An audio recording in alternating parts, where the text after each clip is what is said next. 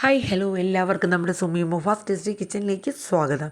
അപ്പം നമ്മുടെ മഴ തോറും മുമ്പ് സീരിയലിൻ്റെ ഇന്നത്തെ ഫുൾ വിശേഷം ഒന്ന് കേട്ട് നോക്കിയാലോ. അപ്പോൾ എല്ലാവർക്കും നല്ലൊരു ശുഭദിനം തന്നെ ആദ്യം പറയട്ടെ. അതോടൊപ്പം തന്നെ നമ്മുടെ വീഡിയോസൊക്കെ നിങ്ങൾ കേൾക്കുന്നുണ്ടെങ്കിൽ ഒന്ന് ലൈക്ക് അടിക്കാനായിട്ട് മറക്കരുത് കേട്ടോ. നമ്മുടെ ചാനൽ ആദ്യമായിട്ടാണ് നിങ്ങൾ കാണുന്നതെങ്കിൽ ഒന്ന് സബ്സ്ക്രൈബ് ചെയ്തും കൂടെ വെക്കുക.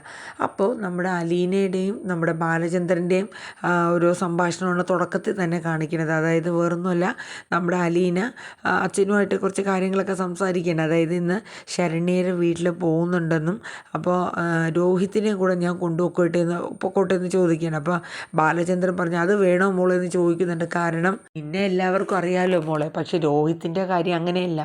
അവനെ ഇനിയിപ്പോൾ അവിടെ ചെന്ന് കഴിയുമ്പോൾ അവർക്ക് ഇഷ്ടപ്പെടണോ എന്നില്ല, പിന്നെ നാട്ടുകാരോ, അപ്പോൾ എന്തെങ്കിലുമൊക്കെ ബുദ്ധിമുട്ടും കാര്യങ്ങളും ഉണ്ടാവില്ലേ. അപ്പോൾ അതുകൊണ്ട് ആ ഒരു റിസ്ക് എടുക്കണമെന്ന് ഇങ്ങനെ ചോദിക്കുന്നുണ്ട്. അപ്പോൾ അലീന പറയുന്നുണ്ട്, അച്ഛൻ എന്നെ വിശ്വാസമില്ലേ, എൻ്റെ കൂടെയാണ് രോഹിത് പറഞ്ഞത്, അവൻ എങ്ങനെ പോകുന്നു അതുപോലെ തന്നെ തിരിച്ചു വന്നോളും. നിനക്കറിയാലോ, ഇവിടെ നിന്ന് അവനൊന്ന് പുറത്തോട്ട് ഇറങ്ങിയപ്പോൾ തന്നെ നാട്ടുകാരെല്ലാവരും കൂടെ അവനെ പെരുമാറിയത്. അച്ഛാ, അത് കുറേ സദാചാര പോലീസ് കളിക്കാർ കളിക്കുന്ന കളിയല്ലേ, അതിലൊന്നും നമ്മൾ ഇനി തലയിടണ്ട. ഇനി മുതൽ അവൻ കോളേജിലൊക്കെ പോയി പഠിക്കാനുള്ള ആളല്ലേ.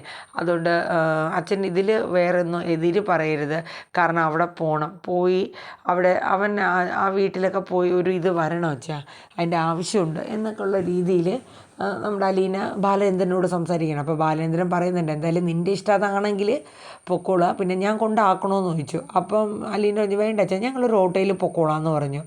ഓക്കെ എന്നാൽ ആയിക്കോട്ടെ, പിന്നെ എന്തെങ്കിലും ആവശ്യം ഉണ്ടെങ്കിൽ അപ്പം തന്നെ എന്നെ വിളിച്ചോണം എന്നുള്ളത് ബാലേന്ദ്രൻ പറയുന്നുണ്ട്. അതൊക്കെ ഞാൻ വിളിച്ചോളാം എന്ന് പറയുന്നുണ്ട്. എന്നാൽ ശരി ആയിക്കോട്ടെ എന്ന് പറഞ്ഞു. അപ്പോഴേക്കും അലീന അച്ഛൻ ഒരു മിനിറ്റ് ഒരു കാര്യം പറയാനുണ്ട്. എന്താടി മോളെ പറഞ്ഞോ. അതെ, അച്ഛൻ്റെ അടുത്ത് ഞാൻ പറഞ്ഞിട്ടുള്ള കാര്യം തന്നെയാണ്, ശരണ്യയുടെ പഠിത്തത്തിൻ്റെ കാര്യങ്ങളൊക്കെ. അപ്പോൾ അത് ഇനി മുതൽ ഞാൻ ആ കാര്യം ഏറ്റെടുക്കുന്നതാണ്.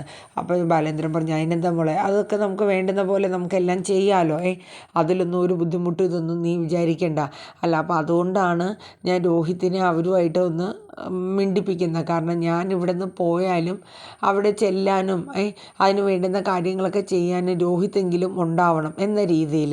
അപ്പം ബാലേന്ദ്രൻ ചോദിച്ചല്ല, നീ കുറേ ആയിട്ട് പറയുന്നുണ്ടല്ലോ നീ ഇവിടെ നിന്ന് പോയാലെന്ന്, നീ എങ്ങോട്ട് പോകാനാ, ആരനുവാദം ചോദിച്ചിട്ട് നീ പോകാനാ എന്നൊക്കെ ഇങ്ങനെ ബാലചന്ദ്രൻ ഇതായി സംസാരിക്കുന്നുണ്ട്. അതെ, അതൊക്കെ എന്തായാലും പോയിട്ട് വന്നിട്ട് നമുക്ക് വിശദമായിട്ട് സംസാരിക്കാം എന്ന് അലീന പറയുന്നുണ്ട്. എന്തായാലും അച്ഛൻ ഒരു കാര്യം ചെയ്യും, മേളിലോട്ടല്ലേ പോണത്, രോഹിത്തിനൊന്ന് ഇങ്ങ് വരാൻ പറയാമോ വെച്ചാന്ന് ചോദിച്ചു. അപ്പോൾ ബാലേന്ദ്രൻ ഒന്ന് തുറപ്പിച്ച് നോക്കിയിട്ട് ശരി എന്ന് പറഞ്ഞിങ്ങനെ മേളിൽ കയറി പോവാട്ടോ. ഈ സമയത്ത് നമ്മുടെ രോഹിത്ത് താഴെ അലീനയുടെ അടുത്ത് പറയണം. അപ്പോഴേക്കും ഇങ്ങനെ അലീന പറയുന്നുണ്ട്, നമുക്ക് ഇന്നതുപോലെ ഇങ്ങനെ ശരണ്യയുടെ വീട്ടിൽ പോയിട്ട് വരാമെന്നൊക്കെ ഉള്ള രീതിയിൽ പറയുന്നുണ്ട്. അങ്ങനെ അവർ രണ്ടുപേരും കൂടെ ഒരു ഓട്ടോറിക്ഷയിലായിട്ട് നമ്മുടെ ശരണ്യയുടെ വീട്ടിലോട്ട് പോവുകയാണ്. അങ്ങനെ വീടെത്തി കഴിഞ്ഞപ്പോഴേക്കും ഓട്ടോ പൈസ രോഹിത്ത് ഇറങ്ങി കൊടുക്കുന്നുണ്ട്. പക്ഷേ രോഹിത്തിൻ്റെ ചെറിയൊരു ബുദ്ധിമുട്ട്, ഞാൻ ചെന്ന് കഴിഞ്ഞാൽ അവർക്കൊക്കെ ഇഷ്ടപ്പെടുമോ, കാരണം ശരണ്യയുടെ അച്ഛൻ, ആങ്ങള, അനിയൻ, കാരണം അവർക്കൊക്കെ ഇഷ്ടപ്പെടുമോ, കാരണം അമ്മയും ശരണ്യ എന്ന് വന്ന് വീട്ടിലൊക്കെ സംസാരിച്ച് പോയതുണ്ട്.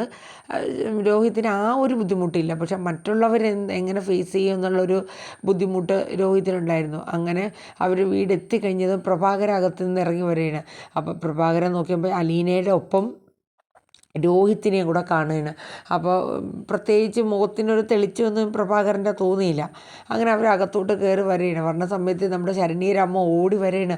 അയ്യോ മക്കളെ, നിങ്ങൾ വാ, ഇതെന്താ ഇവിടെ നിൽക്കണേ, ഇപ്പം അലീനയുടെ കാര്യം ഞാൻ പറഞ്ഞതേ ഉള്ളൂ എന്നിങ്ങനെ പറയുമായിരുന്നു. എന്നിട്ട് അലീന പ്രഭാകരൻ അച്ഛ ഇതാണ് രോഹിത് ബാലചന്ദ്രൻ എന്ന് പറഞ്ഞ് പരിചയപ്പെടുത്തുകയാണ്. അപ്പോൾ കയറി വരാനൊക്കെ പറയുന്നു. അപ്പോഴേക്കും നമ്മുടെ ഗോപൻ, നമ്മുടെ ശരണ്യയുടെ മൂത്ത ബ്രദർ ഗോപൻ വരുന്നുണ്ട്. അപ്പോൾ ഗോപൻ വന്നിട്ട് വലിയ മൈൻഡൊന്നും കൊടുക്കണില്ലെങ്കിലും എന്നാൽ അവരുടെ അടുത്ത് നിൽക്കുന്നൊക്കെ ഉണ്ട്. അപ്പോൾ നമ്മുടെ ശരണ്യ ഓടി വരികയാണ്. ശരണ്യ ഓടി വന്ന് അലീനെ അങ്ങ് കെട്ടിപ്പിടിക്കുകയാണ് കേട്ടോ. പെട്ടെന്ന് കണ്ടതിൻ്റെ ഒരു സന്തോഷവും ആ ഒരു ഇതൊക്കെ. ഞാനിപ്പം വിചാരിച്ചല്ലോ അലീന ചേച്ചി എങ്ങാനും വരും എന്നൊക്കെ ഇങ്ങനെ മനസ്സിൽ ഓർത്തേ ഉള്ളൂ എന്നൊക്കെ ഇങ്ങനെ പറഞ്ഞുകൊണ്ടിരിക്കുകയാണ്. അപ്പോഴേക്കും നമ്മുടെ രോഹിത്തിനെയും കണ്ടു ശരണ്യ, എന്നിട്ട് ചിരിക്കുകയൊക്കെ ചെയ്യാണ്.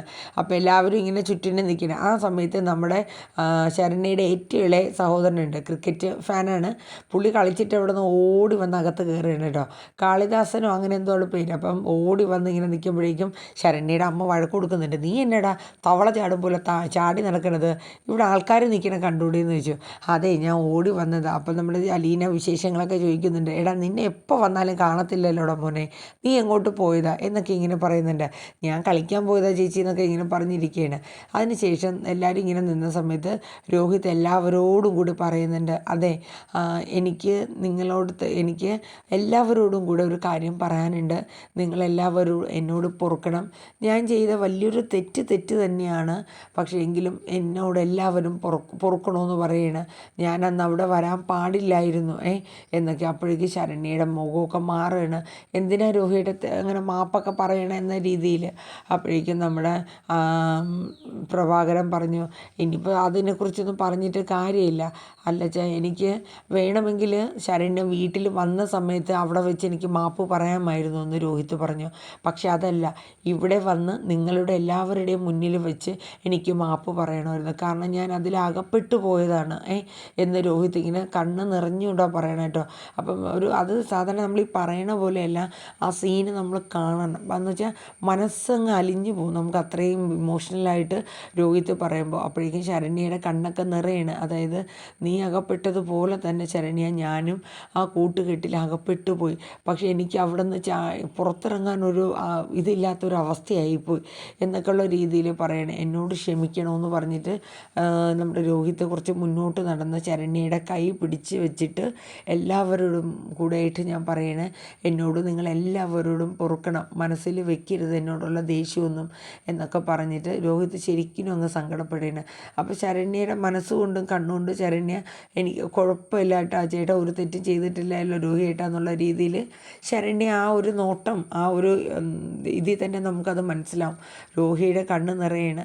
അപ്പോഴേക്കും നമ്മുടെ പ്രഭാകരൻ പറഞ്ഞു, അതെ നിനക്കറിയോ നിന്നോട് ഞങ്ങൾക്ക് തുടക്കത്തിൽ ഭയങ്കര ദേഷ്യമായിരുന്നു, പക്ഷെ അതെല്ലാം മാറ്റിയെടുത്തത് ഈ നിൽക്കുന്ന അലീനയാണെന്ന് പറയുന്നുണ്ട് കേട്ടോ പ്രഭാകരൻ. അപ്പോൾ രോഹിത് അലീനയെ നോക്കിയിട്ട് അപ്പം അലീനയും കരയാണ്. അത് കഴിഞ്ഞിട്ട് പറയുന്നുണ്ട്, അതെ നിൻ്റെ വീട്ടിൽ എൻ്റെ ഭാര്യയും മോളെയും വിട്ട സമയത്ത് എനിക്ക് ഞാൻ എന്ത് ഉദ്ദേശത്തിൽ വിട്ടു എന്നുള്ളത് എനിക്കറിയില്ല. പക്ഷെ അവിടെയും അലീന ഉള്ളതുകൊണ്ട് മാത്രമാണ്. കാരണം അവളിൽ എനിക്കുള്ള വിശ്വാസം, എൻ്റെ മകളും എൻ്റെ ഭാര്യയും സുരക്ഷിതയായിരിക്കും എന്നുള്ളൊരു വിശ്വാസം, അതാണ് ഞങ്ങളെ അവിടെ നിങ്ങളെ കാണാനായിട്ട് അവരെ വിട്ടേന്നിങ്ങനെ പറയും കേട്ടോ. അങ്ങനെ അവർ കാര്യങ്ങളൊക്കെ സംസാരിച്ച് എല്ലാവരും സാരമില്ല മോനെ ഇനി അതിനെക്കുറിച്ചൊന്നും പറയണ്ട ഇരിക്കുന്നൊക്കെ പറയാം. അപ്പോഴേക്കും നമ്മുടെ പിന്നെ ശരണ്യ പെട്ടെന്ന് മൈൻഡൊക്കെ മാറി, വാ അലീന ചേച്ചി എനിക്ക് കുറേ കാര്യങ്ങളൊക്കെ പറയാനുണ്ടെന്നും പറഞ്ഞ് അലീനനെ വലിച്ചഴിച്ചോണ്ട് പൊണ്ണേടി ഞങ്ങൾ സംസാരിക്കട്ടെടി. അതെ നിങ്ങളൊക്കെ പിന്നെ സംസാരിച്ചാൽ മതി, ഞാനും അലീന ചേച്ചി സംസാരിക്കട്ടെ എന്നും പറഞ്ഞ് അലീനെ വിളിച്ചോണ്ട് പോവുകയാണ്. അങ്ങനെ റൂമിൽ പോയിരുന്ന് സന്തോഷമൊക്കെ കൊണ്ട് കുറേ കെട്ടിപ്പിടിക്കണോ ഉമ്മ വെക്കണോ അങ്ങനെ അവരുടേതായിട്ടുള്ള കുറേ സ്നേഹങ്ങളൊക്കെ അവർ പങ്കിടുകയാണ്. അങ്ങനെ അത് കഴിഞ്ഞിട്ട് പിന്നീട് നമ്മൾ രോഹിത്തിനെ അവിടെ ഒരു കസേരയിട്ട് ഇരുത്തതിൽ പ്രഭാകരൻ പറയുമ്പോൾ ചായ എടുക്കട്ടെ എന്നൊക്കെ പറഞ്ഞിട്ട് ശരണ്യയുടെ അമ്മയുടെ അടുത്ത് ചായ എടുക്കാൻ പറയുന്നുണ്ട്. അപ്പോൾ ഗോപം പോയി പാല് മേടിക്കുന്നുണ്ട്. അതിൻ്റെ ഇടയിൽ പ്രഭാകരൻ പോയിട്ട് കുറച്ച് ബേക്കറിയൊക്കെ മേടിച്ചുകൊണ്ട് വരണം. അപ്പോൾ ഈ സമയം നമ്മുടെ രോഹിത്തിൻ്റെ അടുത്തിരുന്ന് നമ്മുടെ ശരണ്യയുടെ അനിയൻ കുറേ ക്രിക്കറ്റിൻ്റെ വിശേഷങ്ങളും കാര്യങ്ങളൊക്കെ പറയുന്നുണ്ട്. രോഹിത് ഓരോന്നൊക്കെ ചോദിക്കുന്നുണ്ട്. ആ സമയത്ത് ചായ കൊണ്ട് കൊടുക്കുന്നുണ്ട്. അങ്ങനെ അവർ രണ്ടുപേരും കുടിക്കുകയാണ്. ആരൊക്കെയാണ്? അനിയനും രോഹിത്തും ചായ കുടിക്കണം. അപ്പോഴേക്കും അച്ഛൻ പലഹാരങ്ങളൊക്കെ കൊണ്ടുവന്ന് അമ്മയെ ഏൽപ്പിക്കുന്നുണ്ട്. അപ്പം ശരണ്യയുടെ അമ്മ അതൊക്കെ പൊട്ടിച്ച് കൊടുക്കുകയാണ് കേട്ടോ. അങ്ങനെ അവരതൊക്കെ കഴിച്ചുകൊണ്ടിരിക്കുമ്പോഴേക്കും നമ്മുടെ അലീനയും ശരണ്യയും കൂടെ വരുന്നുണ്ട്. അപ്പോൾ ആ സമയത്ത് അവർക്കും എല്ലാവർക്കും ചായ കൊടുക്കുകയാണ് ശരണ്യയുടെ അമ്മ. എൻ്റെ സ്നാക്സൊക്കെ എല്ലാവരും സന്തോഷത്തോടെ കഴിച്ചുകൊണ്ടിരിക്കുകയാണ്. ആ സമയത്ത് അലീന പറഞ്ഞു, ഞാൻ വേറൊരു കാര്യം കൂടെയാണ് പറയാൻ വന്നത്. അത് ഞാൻ ശരണ്യയുടെ പഠിത്തത്തിൻ്റെ കാര്യമാണ്. അവൾക്ക് ഇഷ്ടമുള്ളിടത്തോളം അവൾ പഠിക്കട്ടെ, നല്ല രീതിയിൽ പഠിച്ച് നല്ലൊരു റിസൾട്ട് മോൾ മേടിക്കണമെന്ന് അലീന പറയുന്നുണ്ട്. അത് കഴിഞ്ഞ് നിനക്ക് എന്താണോ പഠിക്കാൻ ആഗ്രഹം അത് നിന്നെ ഞാൻ പഠിപ്പിച്ച് ഒരു നിലയിൽ നിന്നെ എത്തിക്കുകയും ചെയ്യുമെന്ന് പറയുന്നുണ്ട്. അപ്പം പ്രഭാകരനും ശരണ്യയുടെ അമ്മയ്ക്കൊക്കെ ഭയങ്കര സന്തോഷമാവുകയാണ്. എന്നിട്ട് അലീന പറയുന്നുണ്ട്, ഞാൻ പാലയിൽ നിന്ന് പോയിരുന്നാലും വരുമ്പോഴും നിൻ്റെ കാര്യങ്ങളൊക്കെ നോക്കാനായിട്ട് രോഹിത്ത് ഉണ്ടാവുമെന്ന് പറഞ്ഞു. അപ്പോൾ രോഹിത്ത് ഉൾപ്പെടെ അലീനെ നോക്കി നീ പോവാന്ന് പറയുമ്പോൾ അപ്പോൾ ശരണ്യയുടെ അമ്മ ചോദിക്കും, മോൾ എങ്ങോട്ട് പോണ കാര്യം ഈ പറയണേ? അല്ല, ഞാൻ അവിടെ ഒരു മുത്തശ്ശിയെ നോക്കാനായിട്ടാണ് ആ വീട്ടിൽ വന്നത്. ഇപ്പോൾ ആ മുത്തശ്ശി വീട്ടിലില്ല, പിന്നെ എൻ്റേതായിട്ടുള്ള ചില കാരണങ്ങൾ കൊണ്ട് ഞാൻ പോവുകയാണെന്ന് പറഞ്ഞു. അപ്പോഴേക്കും ശരണ്യ രോഹിത്തിനോട് ചോദിക്കും, രോഹിയേട്ടാ ശരണ്യ ചേച്ചീനെ അലീന ചേച്ചീനെ എന്തിനാണ് വിടണത് എന്നിങ്ങനെ ചോദിക്കണം. അപ്പോൾ രോഹിത്ത് പറയുന്നുണ്ട്, ഞങ്ങൾക്ക് ആർക്കും അലീന ചേച്ചി പോകുന്നത് ഒട്ടും ഇഷ്ടമില്ല ശരണ്യ, പക്ഷേ അലീന ചേച്ചിക്ക് പോകണം എന്നുള്ള നിർബന്ധം കാണിക്കുകയാണെന്ന് പറഞ്ഞു. എന്തിനാ ചേച്ചി പോണത്? എന്താവശ്യമാണെങ്കിലും അവിടെ നിന്നുകൊണ്ട് അത് പരിഹരിച്ചാൽ പോരെ. അപ്പോൾ അലീന പറഞ്ഞു, എനിക്ക് പോകണമെന്നോ അവിടെ നിൽക്കണ്ടെന്നൊന്നും ആഗ്രഹമില്ല, എൻ്റെ സാഹചര്യം അങ്ങനെയാണ് മോളെ എന്നിങ്ങനെ പറയും. അപ്പോൾ എല്ലാവരും ഇങ്ങനെ നോക്കുന്നുണ്ട് എന്താണ്. അപ്പോൾ എന്തോ പേഴ്സണലി ചില കാര്യങ്ങളുള്ളത് കൊണ്ടായിരിക്കാം എന്നിങ്ങനെ അവർക്ക് തോന്നുകയാണ്, ശരണ്യയുടെ അമ്മയ്ക്കും അച്ഛനും ഗോപനും ഒക്കെ. അങ്ങനെ അത് കഴിഞ്ഞ് അലീന പറയുന്നുണ്ട്, ശരണ്യയുടെ പഠിത്തവുമായിട്ട് ബന്ധപ്പെട്ട് എല്ലാ സഹായങ്ങളും ഞാൻ രോഹിത്ത് വഴി എത്തിക്കും. മറ്റാരുടെ ഔദാര്യമില്ല കേട്ടോ, ഞാൻ പണിയുന്ന കാശാണ്. അപ്പോഴേ അത്രയും കഷ്ടപ്പെടുമ്പോൾ അതനുസരിച്ച് റിസൾട്ടും എനിക്ക് കിട്ടണം. അത് ഉറപ്പല്ലേ എൻ്റെ അലീന ചേച്ചി?